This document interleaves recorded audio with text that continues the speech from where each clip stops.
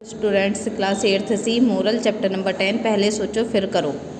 बच्चे जो कोई भी कार्य करो उसके विषय में पहले विचार करो, उस कार्य के परिणाम के विषय में भी विचार करो। यदि उचित समझो तो उस कार्य को करो, बिना सोचे समझे कोई भी कार्य मत करो। बिना सोचे समझे किए गए कार्य प्राय बिगड़ जाते हैं, इससे बहुत हानि उठानी पड़ती है और लोग हंसी भी उड़ाते हैं। बहुत पुरानी बात है, किसी नगर में सेठ रहता था, उसका नाम मणिक प्रसाद था। वह बड़ा धर्मात्मा और ईश्वर भक्त था। वह प्राय दान पुण्य किया करता था। इन धार्मिक कार्यों में उसकी सारी धन संपत्ति खर्च हो गई। अब वह दिन रात इसी चिंता में डूबा रहता कि सारा धन तो समाप्त हो गया, अब मैं दान पुण्य कैसे करूंगा। यह विचार सदा उसके मन मस्तिष्क में घूमता रहता था। एक रात वह इन्हीं विचारों में डूबा हुआ वह अपने बिस्तर पर लेट गया। सोचते सोचते उसे गहरी नींद आ गई। उसने स्वप्न में एक तेजस्वी साधु को देखा। सेठ ने स्वप्न में ही साधु का हाथ जोड़कर प्रणाम किया और उनसे कहा, महात्मा, मैं आपका हृदय से स्वागत कर रहा हूँ। मेरा सौभाग्य है कि आपने मुझे दर्शन दिए। कहिए, मैं आपकी क्या सेवा कर सकता हूँ। साधु ने सेठ को आशीर्वाद दिया और कहा, माणिक, मैं तुमसे बहुत प्रसन्न हूँ। तुमने पुण्य का कार्य करके अपना लोक परलोक दोनों सुधार लिया। बोलो, क्या चाहते हो। सेठ विनम्र पूर्वक बोला, महात्मा, मेरे पास दान पुण्य करने के लिए धन संपत्ति नहीं बची, अब मैं गरीबों की सहायता कैसे करूं।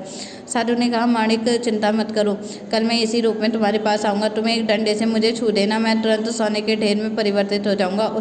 तुम्हारी निर्धनता दूर हो जाएगी और तुम इच्छा अनुसार दान पुण्य करते रहोगे। ऐसा कहकर साधु आदर्श होगा। सेठ रात भर गहरी नींद में सोता रहा। प्रातःकाल जब सेठ उठा तो उसे किसी प्रकार की चिंता नहीं थी। ईश्वर का धन्यवाद करके वह अपने आंगन में आकर बैठ गया। इतने में सेठ का नाई वहां आया और उसकी दाढ़ी बनाने लगा। जब नाई दाढ़ी बनाकर बाहर निकल रहा था तो एक साधु अंदर आया। नाई को जिज्ञासा हुई कि वह द्वार के पीछे जाकर खड़ा हो गया।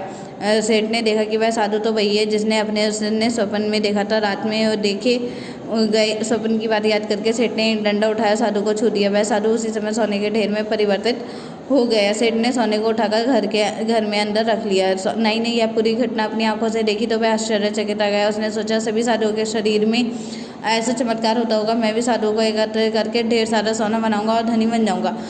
नाई ने अपने घर जाकर पूरी घटना अपनी पत्नी को सुनाई। यह बात सुनकर वह भी हैरान रह गई। उसने अपने पति की राय मिलाते हुए कहा कि हमें भी कुछ साधुओं को एकत्रित करके ढेर सारा सोना बनाना चाहिए। उसी समय नई साधु के एक आश्रम में जा पहुंचा। उसने साधु का हाथ जोड़कर प्रणाम किया और बड़ी श्रद्धा दिखाते हुए बोला, महाराज, मैं जाति से नाई हूँ, पर आपकी दृष्टि में तो सभी मनुष्य समान है। आज दोपहर को मेरे यहाँ भोजन करके मुझे कृतार्थ करें। नाई की विनम्रता और श्रद्धा पर देखते हुए साधु ने उसका निमंत्रण स्वीकार कर लिया। दोपहर के समय सभी साधु भोजन के लिए नाई के घर पहुंचे। नाई ने उन्हें आदरपूर्वक घर के भीतर ले गए। उसने घर के सभी दरवाजे बंद कर दिए। सभी साधु हैरान तो थे पर वे चुप रहे।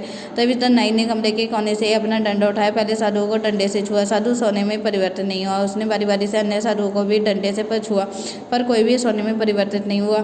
सभी साधु हैरान थे कि क्या हो रहा है। अनहोनी की आशंका से वे उठकर आगे चलने लगे तो नाई ने आगे बढ़कर उनका रास्ता रोक लिया। साधु भागने लगे तो नाई ने उन्हें डंडे से पीटना शुरू कर दिया। साधु जोर जोर से चिल्लाने बचाओ बचाओ। गांव के लोगों ने शोर सुना तो वे सहायता के लिए आए। लोगों ने घर का दरवाजा तोड़ दिया। वे नाई को पकड़कर राजा के पास ले गए। राजा ने नाई से पूछा, तुमने साधुओं को क्यों मारा। नाई ने सेठ के घर में घटी घटना जो की तो सुना दी। राजा ने सेठ को बुलाया। सेठ ने राजा को स्वप्न की सारी बातें बताई और कहा, महाराज, वह कोई साधारण साधु नहीं था, वह साधु तो चमत्कारी था, इसलिए डंडे से छूने से ही वह सोने के ढेर में परिवर्तित हो गया। राजा ने सारी बात सुनकर अपना फैसला सुनाया। इस नाई ने बिना सोचे समझे लालच में आकर निर्दोष साधु की हत्या की है। याद है, इसे मृत्युदंड दिया जाता है। बच्चों, बिना सोचे समझे कोई भी कार्य नहीं करना चाहिए, अन्यथा बाद में पछताना पड़ता है। कोई भी कार्य करने से पहले उसके अच्छे बुरे परिणामों का अच्छी तरह विचार कर लेना चाहिए। ठीक इसी प्रकार से सोच विचार किए गए कार्य का परिणाम सुखद होता है। शिक्षा, बिना परिणाम के विषय में अच्छी तरह विचार किए